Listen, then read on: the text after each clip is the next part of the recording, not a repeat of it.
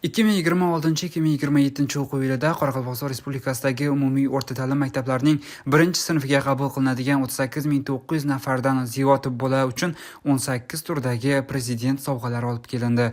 Bugungi kunda sovg'alar barcha umumta'lim maktablariga bosqichma-bosqich yetkazilmoqda.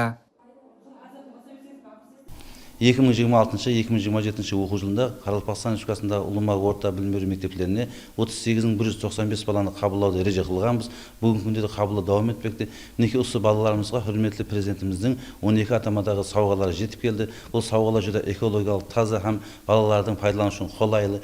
Сонымен біргелікте өткен жылғы сауғалардан farklı айтып өтетін болсақ, мінекей биыл ғалесіміздің 35 жылдық байрамы мünәсәбетімен осы бірінші классқа келетін оқушыларымыздың көкірегінде отансүйгіштік сезімін ояту мақсатында неге қолымда көріп тұрғаныңыздай 35 жылдық брелоклар тарқатылды. Бұл брелокларды мінекей папкасына қыстырып бірінші класс оқушыларға инам етеміз.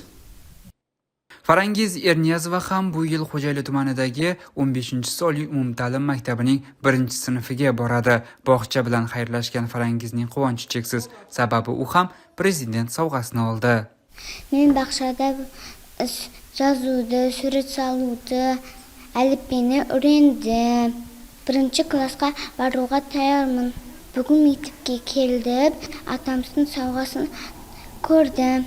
Mаған sovg'a unadi.